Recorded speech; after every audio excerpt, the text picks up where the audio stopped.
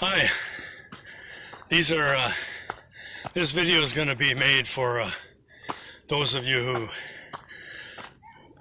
believe that we're possibly living in a simulation.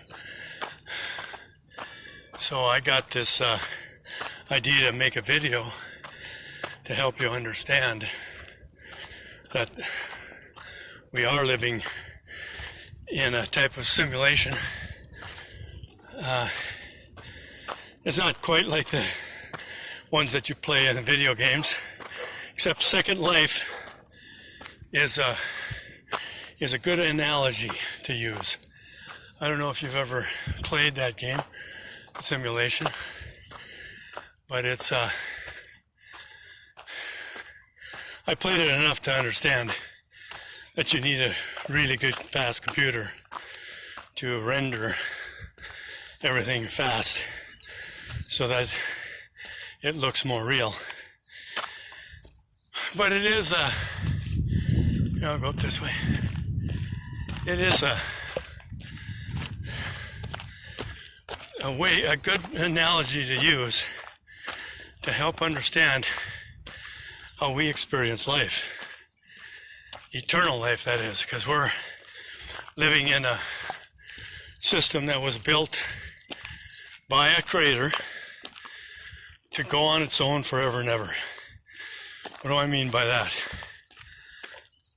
Well, it's obvious that a creator was able to take his plans within his mind, consciousness. We don't know anything beyond the creator. All we know is that we're created. And that's why this temporary I call it a temporary generation, because it's part of the system, part of the program thoughts of our creator that's going to run forever is only being used to teach us how we're created and that this system is eternal. So I'm going to try help you understand what I know to be true. It's true because I am the last, let's see, if I'll go this way. I'm the last, what they call a saint, the last testimony of how we're created. Now there were others that come before me long ago, named prophets and saints, and these were the created minds. Wow, it's nice up here. Very nice up here. I'm going to go show you a view of where I'm at. Well, it's a lovely, clear day today, so this is perfect. So you look out there. There's a Sagrada building.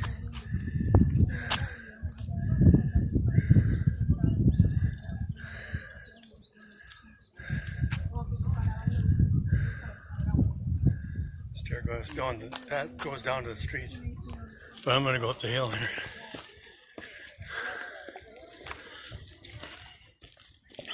So getting back to this, I'm going to go up on top of that hill up there. It's kind of a cool spot. But so this system we're in, simulation if you want to call it, was created long ago. Now, to our creator, there's no such thing as time. He must add all the time to plan all this, the details. I mean, right down to the atom level of detail. That go up this. I've gone up this way before. So going from his perspective, he had these plans to build this system we're in.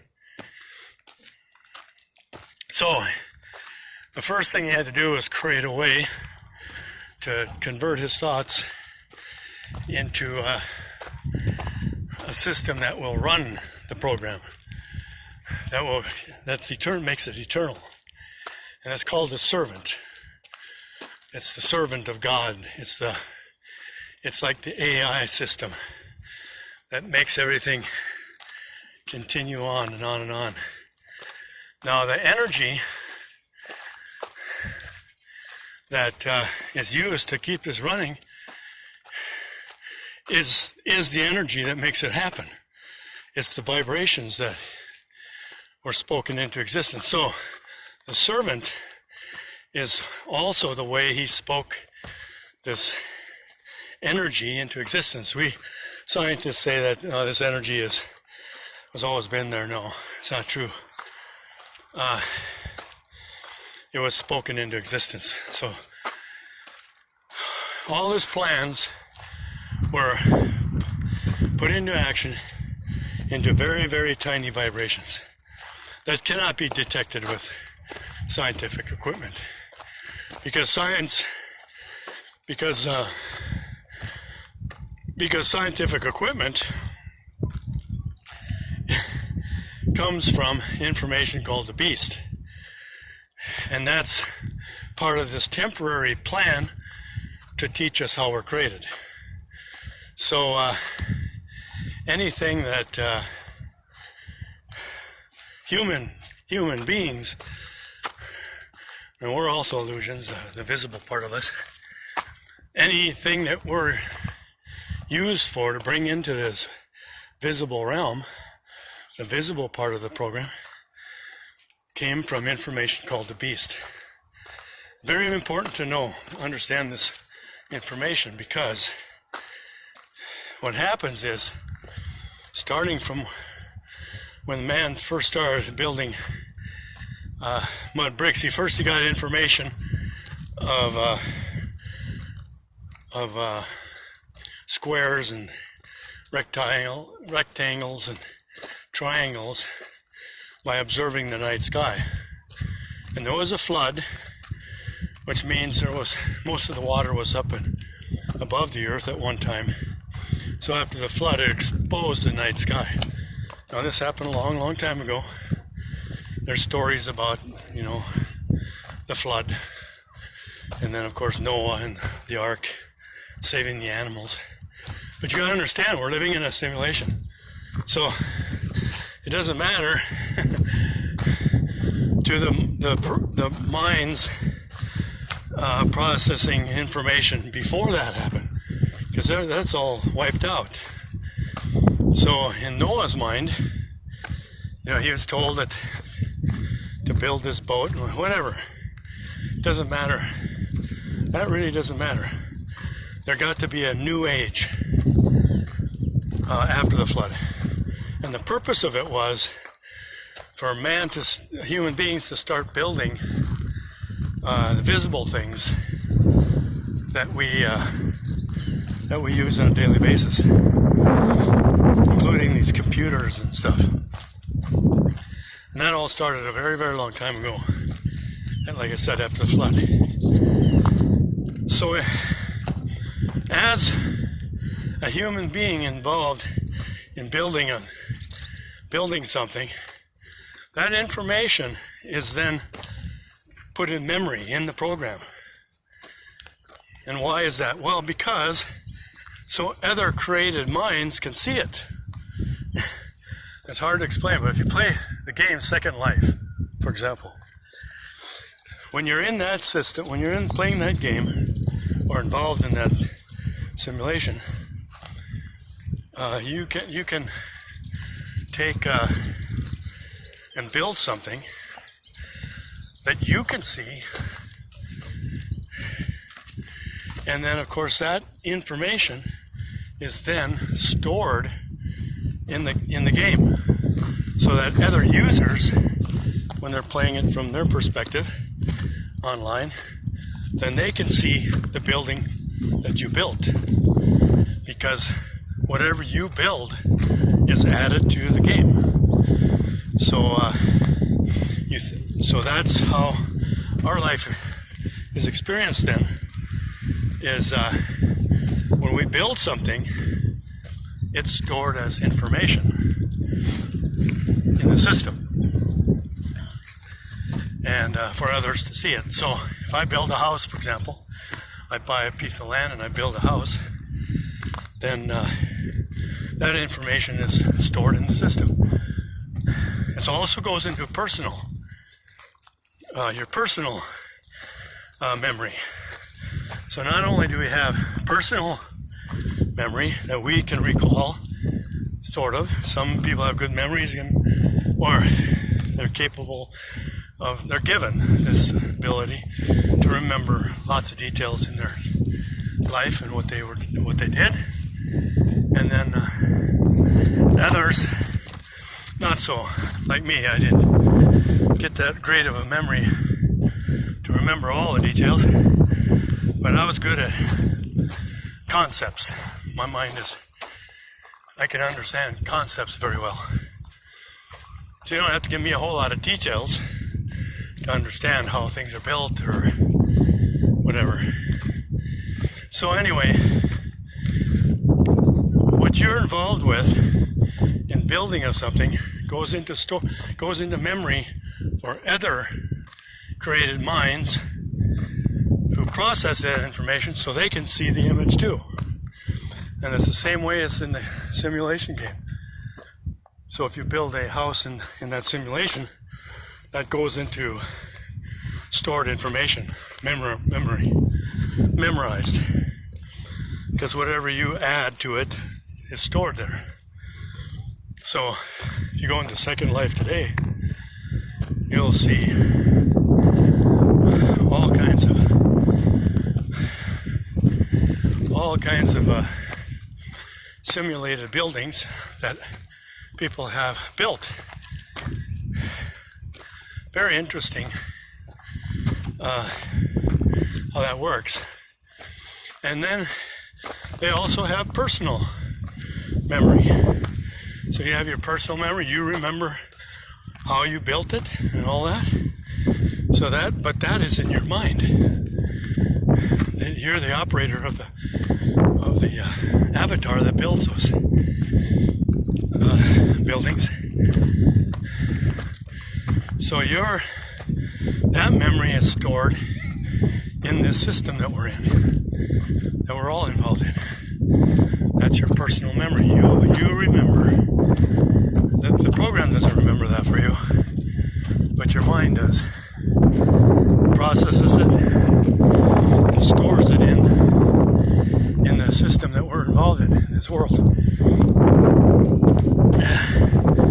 So we all have our personal experiences. So for example, if you were to build a house, oh, I love it up here. This is such a nice view.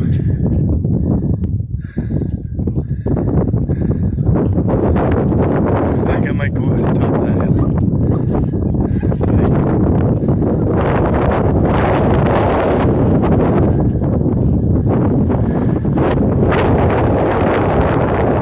So anyway, looking at Barcelona here.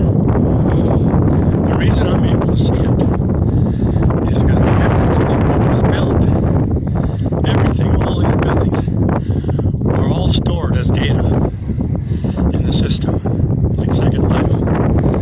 That enables me to see it. My mind then processes the information for me to observe, even though I didn't build any of it. It's like Second Life. I can go in Second Life and I can see everybody's buildings that they built on the land that they purchased. Yeah, it's that detailed in that simulation. So it's very it's a great simulation to use as an analogy to help you understand what we're living in. It's very much like it, except this has been around much longer and a little more detailed, because in Second Life, it's not down to the atom level, it's just down to the pixel levels of information, which mean that your computer can only render it down to the pixels. Where in our simulation, it renders it down to the particle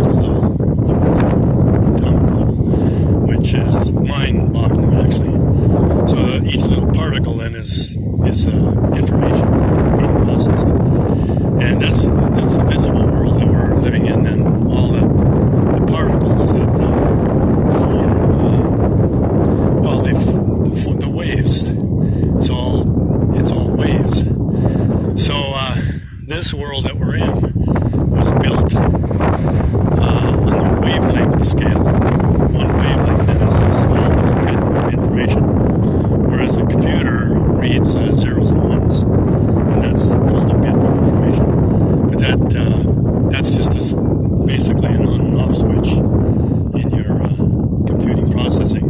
On and off, on and off. That's what that is. So it's really not quite the same. So there's on an atomic scale, all that information then is what gives us this visible realm. And so then that's all memory. It's everything. It stores memory. It's also gives us new ideas, but that's in the beast, of course. And then the natural things that were here before any humans built anything comes from information called Satan, which is temporary. And that's where all the visible things you see that humans weren't involved in, including human bodies of animals and things like that. So that was already stored. That's stored in the memory before we even woke up in this world. So that's our natural, what I call, it's kind of difficult. So think of a second life playing that game. When you start playing it, you see the opening scene is you picking out a body. Okay. So Second Life then has a lot of memory to help you build a body. And then of course it already has, bodies of water and land and all that. That's all in the program before you even start. So that is what we would call Satan. That information. So this is about the temporary life. Now, I'm not talking about the eternal. This is a temporary life that we're in. So this is only temporary and it's going to go away soon. And so comparing to Second Life, it's much like that. Just think of Second Life then as a temporary generation that we're in. That's going to be deleted. And then everything in it will be gone. Now what is eternal then? Eternal is the mind. It's our mind playing the game. Second Life. That's what's eternal. So there's nothing eternal in that game simulation called Second Life. And it's just like this world that we're in right now. This is a temporary part of the simulation that's not eternal. That's going to be destroyed and called the Day of the Lord. Everything's going to be deleted. All the memory is going to be deleted completely. So we'll never see these images anymore. Well, Barcelona will be gone. Everything will be gone. Everything is going to go back to the original Earth that was created. This information, okay? Everything's made of information. So that's all going to go back to the beginning. And of course, since the temporary generation is going to be deleted, all that's left is the eternal. And that's all planned. That's all programmed and planned. So, the servant then is used by every there's a created mind. Everybody's got a created mind. Everybody that's experiencing life and observes images, that's a created mind. It's processing data. So all your living creatures in this world has a mind. It's processing information. They have their little worlds to live in, even down to the cellular level. You watch videos of cells moving about. They're moving about. They're experiencing life, but in their little tiny little world. We don't think of them as having their own mind, but it has to be because they're surviving. And actually, some of those on the cellular level, they go on and on and on and on for hundreds of thousands of years, whereas our human bodies only last so many years. But anyway, how there's this system that we're being it's operated. It's like a simulation, but think of each created mind living in its own simulation. So we're experiencing many simulations within the simulation, and so the grand simulation is the total of all our minds processing data. And so when you have all these minds, like in this world, processing this data, building things, then that's how you're able to look at microscopes. Through microscopes and seeing all these little cellular beings building things, because that's all being constructed on the cellular level. Those tiny little minds are little builders. And then that's how we're able to observe them with our created mind. So all the minds are the same. There's no difference between one mind or another mind. It's just the difference of data that you're processing.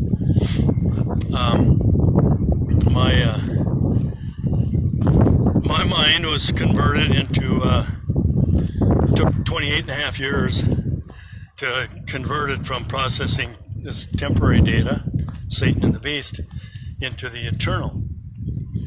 And so I've been processing the eternal data this past 13 years. And that's what happened with all the saints. And it's called the 1,000-year reign of Christ, by the way.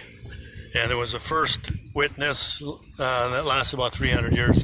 They came up with most of the information that I know, but they didn't have the details. They would never be able to tell you how this program was put together. So I needed to get, so our Creator put it together so that the last saint, the last pieces of his knowledge to help me understand how we're created and how this program is being run. And Second Life is probably the best analogy that I can use. The Sims game is a good one. That's another one that, so when you're in there and you have your avatar building things, that also is stored in the system so that other players can see it online. Otherwise, you wouldn't be able to see, another player wouldn't be able to see it. That information has to be stored in memory for another player to see what you built in it. And it's the same thing as this world here. It's the same exact thing. So I have built a lot of things in my life, but there's a lot of things I have built that I'm the only one that's ever saw it because it was destroyed. I threw it in the garbage or cut it up. I was a welder and I've welded up all kinds of stuff. So some of that was never manufactured, never built, never seen by any, never patented. So that's personal memory. Nobody ever saw it. Now there's a few minds that saw it, but they probably don't remember it. So but it's interesting how that's personal data then, see? And when you die, that dies. That memory dies. All of it. Anything that's personal. So if you hit a $100 bill in your house that nobody knows about, nobody will know about it until they tear apart the house and find the $100 bill, which probably will be worth nothing when they find it, by the way. Just like all these Confederate coins that are found in the ground, and a lot of them they're worthless because what are they worth? Well, to a collector they might be worth some money, but not as far as currency used to buy anything with. You can get somebody to buy a coin from you, a Confederate coin, for so much money, more power to you. So anyway, so those are some of the details I'm sharing with you to help you understand that we truly are living in a simulation. Much more detailed, but like I said, that simulation, Second Life, is almost a perfect analogy. Now, except in this world we're living in, what gives you a personality and what gives you ability to speak and all that Yes, this is a nice little place. Right up off the street. That's getting close. And then I'm going to go up to that top of that hill. So anyway, so this was built a long time, maybe 100 years ago, 150, who knows. But all that was stored as memory for me to observe it now. Now, if that would have been destroyed 100 years ago, all that memory was destroyed too. It goes away. So anything that's destroyed in this world, any object that humans built, or even nature, once it's destroyed, it's gone. The memory's deleted. It's gone. Now, there's some minds. If you were the one that helped destroy it, on a personal level, you'll remember that until the day you die. I'll show an example. This is years ago, I was farming my stepdad's land. Not my stepdad, brother-in-law, father-in-law's land. And I needed parts for the combine, so I took my ex-wife's grandfather with me, and he wanted to go ride with me. So we were driving along, and we came to this crossroads. So it's just wheat fields, and at this crossroad there was a couple trees, and he started describing this town that used to be there. He said at least a dozen bars. A dozen. I mean, he talked for like half an hour about this town that isn't there. There's no... So all I could do was just believe his story. There's nothing there I could read. There's nothing there except his memory, his personal memory. So he went into detail about coming into town on a Saturday night after a hard day's work in the farm, and going playing pool, drinking beer, and then staying at one of the several hotels. Yes, there were several hotels, bars. He said everything. It was a pretty good-sized town there. And he said the reason that it's not there anymore, because when they built the railroad, they built it like 10 miles away from that town. So everybody abandoned that town and went and built along the railway. So that town just went, it's gone. Completely gone. It's just fields there now. So that's what I'm talking about. That's his personal memory. Now, if he wrote a book about it and his memories, then that would be stored in this system. People could read it in a book, but that would also be destroyed on the day of the Lord, or if that book was burned up, then that'd be gone too forever. So on the day there's a day coming called the day of the Lord that will end this temporary part of the simulation we're in. So everything man built, everything that was built from information named Satan. The only thing that remains is our minds, our created minds. That's eternal. They were created in the beginning. And so this Adam and Eve story, that was a created mind waking up in the world with a visible body in a visible world, the Garden of Eden. So that was the beginning of the simulation.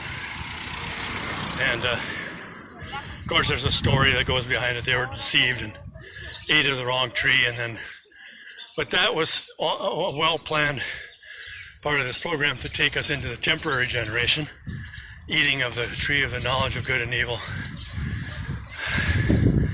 to help me to help us understand how we're created and how the simulation is working. So I was the last servant then, yes, the servant.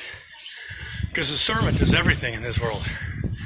The servant is what each mind uses to speak with and identifies himself with. It's think of so when you're playing Second Life, it's actually the servant of the system playing the game. Because your created mind It's processing the data to give you a personality, and this enables you to see, enables you to speak or do anything. So the AI of the system with a voice is for all minds, all created minds to use. Yes, we all sound different. Our voices, animal sounds, the birds squawk. They all it's one voice. It's only one voice to the system. But every mind is using it. And of course, they learn different languages according to their species and their culture and where they grew up. They use the voice then, personally, to speak with once they learn the language. And the language is always centered around the objects that you perceive. Even a blind man, he feels his way around, so he learns what objects are. But there's a lot of objects he'll never know because he can't see them. For example, he can feel a television set. Okay, he won't see the images. He won't be able to see it. So he has very limited knowledge about a TV set. Whereas we, of course, get this, watch it all day. But as an illusion. So we're not talking about an illusion. When I say everything's an illusion, it's what it is. You have no choice but to see it. And it comes from the processing of information by your consciousness, your mind. So your consciousness is actually everything that you experience. It's and then the AI of the system with the voice, together with your mind, gives you. So the AI is what retrieves the information, and then your mind is the processor of that. So your mind is like a computer processor, and then of course the AI, the servant, is like the AI system that keeps it running, keeps your mind going. So that's the whole system then is being operated on this energy that started in the beginning. And the scientists are right about that. That energy keeps going, it keeps rolling, it keeps giving us. It's the energy that we use to build systems with and run our equipment and run our lights. It all comes from those tiny little vibrations that are what? Magnified by our creative mind. So the tiny, tiny vibrations is where all our energy is actually at. Our minds are just they're also made of information. But that processes those tiny vibrations and magnifies it, and then we're able to observe the images and use that, what we believe is electricity from lightning and all that. But that's all an illusion. None of that is actually real. So now this is going to come to an end, this temporary generation. Then everything starts new. No, we won't have Satan and the beast. There's new heaven and new earth, which means new earth. The earth will be restored back to its original created existence, which is information, by the way. And then when your mind processes it, the earth will never change, because we're never going to have the beast again. Having human bodies build things. We'll never build anything. All the images will already be built. That'll already be, that's already created a long time ago. It's just been waiting for us to experience it, which won't happen until after this temporary generation is over on the day of the Lord. So what's coming, I have some knowledge about it, because when I wake up in the next generation, when my mind wakes up in the next generation, it needs some information from this generation in order to understand what it is. What am I? So all the eternal data that all the prophets and the saints were used to bring into this world and recorded, that's all in memory. Even though if we don't write it down, that's all stored as memory. So everything that us saints and prophets wrote and spoke has been stored. So we didn't really need to write anything down or record anything. It's already there. But that's for us when we wake up in the next generation.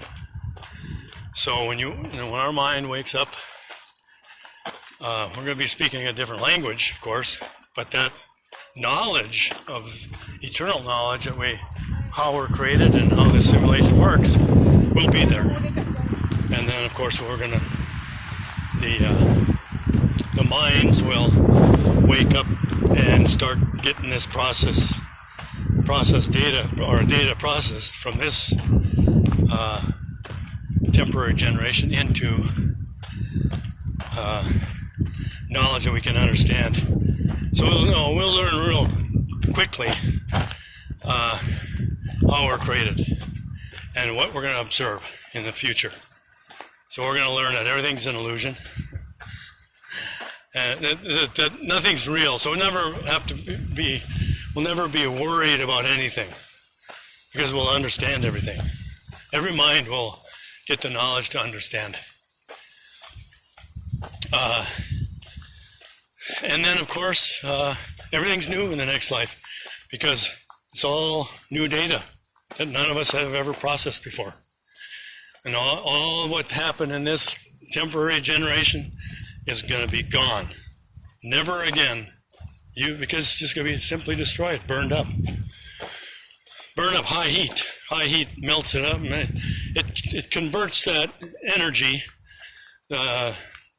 just destroys that energy that was being used to give us this visible realm that we're in now. That's all going to go away. So,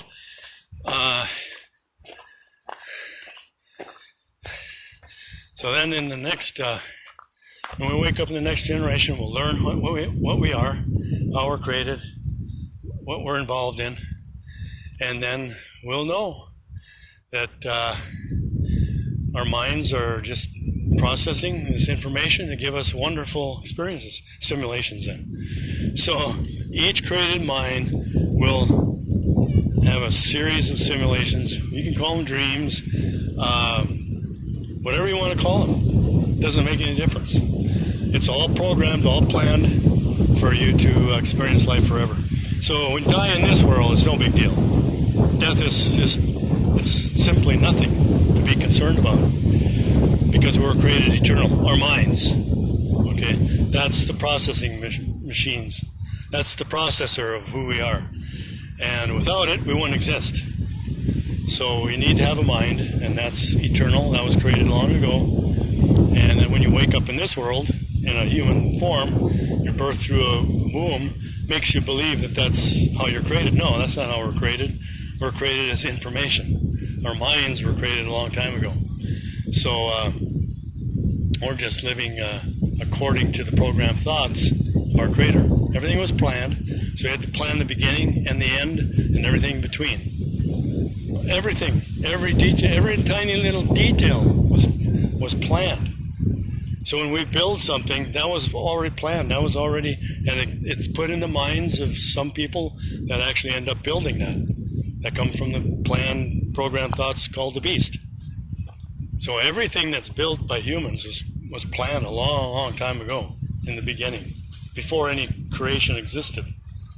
So you can see that just planning all this, we can't fathom how long that took. We just can't understand that. We can't understand if there's more than one, if there's a group of creators. We don't know that, because we're not taught that. All we're taught is what we're involved in. So if you want to say, well, who created our Creator? That's can't be answered by anybody. All I know is all these visible things that we see is rendered from information. It's dreamt up in the mind of our Creator and then put into a program like this. Just like us build a simulation on the internet called Second Life. That all comes from the mind, consciousness. So he created all that too. Everything that's on the internet was already planned and programmed a long, long time ago. So all we know is that we come from his thoughts. Planned thoughts, programmed thoughts. That's what we are. It's very humbling, but once you understand, then I'm so thankful that I get to experience life. I mean, I'm enjoying everything now. I enjoy things more now than ever before. When sometimes it's hard when you're around people that don't believe this, but when I get a believer, it's fun. It's just fun to be with a believer of this stuff, because there's a couple here in this simulation theory group that get it. Okay, in fact, one gets it pretty well, but since he's not being used to get this knowledge processed in his mind, that store data like I have been, it's not automatic to him. He couldn't sit here for hours talking in a video of how this is being operated. So he's called a believer. A believer then is just those created minds that hear this knowledge and they believe to be true. And they can recite some of it if they got a good personal memory. They can remember some of it, but and they believe the concept. But as far as details, pretty hard, because I don't even remember that stuff. Once I start talking, then it comes out, because it's all automatic. It's all on autopilot, and that's right, because it's all eternal. It's all just automatically runs. None of us are in control of anything. I'm not in control of any of this. This just comes as a desire, and then I just simply do it. So it's the AI, the servant of the system, doing the speaking here, and it takes the eternal data, processes it in the mind, and then of course the visible image you see in this video is speaking that into words, in English words that some people can understand. Now, very few people were chosen to believe this knowledge that we're living in a simulation. Very few. A lot of people are talking about it and kind of wanting to believe it, but it's very difficult for them because they don't have any evidence that we're living in a simulation. Wow, the evidence is all around us, but it's just that they think it's real, and it's really hard to accept none of this is real. Very hard. So it's impossible for most people. Most people they're just working hard, and they don't even get the question in your mind. They simply are just they're not meant to get this knowledge. So they just go along with life until they die, and then it's over. They're hoping that it's eternal. They hear that through their religious groups, who are, by the way, all deceived. They're waiting for their Jesus to return, but of course that's all a lie. Jews are still waiting for their king to come, their Messiah, and of course Muslims, their idea of heaven is all messed up, the eternal. And then of course you have to be a certain person in order to get it. I don't know about the infidels. They don't get that, I guess. They just don't have any knowledge. I don't have any knowledge. Where am I going? Oh, I'm going up the back way. Huh. So anyway, this got to be a lot longer video than I was anticipating, but I didn't realize I was going to be talking so much detail in it, and then using the Second Life and the simulation games to help you understand how You can have a personal memory, and then you can have a all-around group memory, which anybody involved in the system can render in their mind and observe it, but only if you're in that area. So you're playing Second Life. I am, and only a few people might know about the building that I build in Second Life, and the rest of the people never go there and see it unless they're told. So I have a friend that I play pool with online, and he told me about. He even gave him a picture. He took a picture of his house that he built in Second Life, and he's got a girlfriend in there. He makes money. He bought the land, built the house, and he goes sailing on the weekends. He sails a couple days a week on the weekends. So that's his life in Second Life. He spends most of his time in there. That's very interesting. Okay, enough for now. If you have any questions, get in touch, and I'll give you some more details. Some of you just hate my guts because you think I don't know anything. You think I get this stuff, how you do it, by watching videos of people talking about living in a simulation. No, I didn't get my information that way. Mine come directly in my mind. I had to do a lot of writing and speaking and getting visions and dreams. And I was taught a very slow and tedious way for 13 years now. It was harder than going to college, than going to university. Do I get graded? Yeah. Of course, I had to be right on the money. I couldn't make mistakes. If I made a mistake, I was corrected. Wow. Well, my body would, he uses the body to keep me in line. Boils, sick, disease, just different things like that to control me, control the body. But after a few years of that, it's gotten much better now.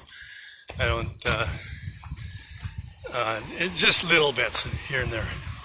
So I know when he wants me to start sharing, getting deeper into this stuff. Oh, what a view today. It's windy, but so clear, crystal clear today. The wind keeps it, all the smoke, and look at that.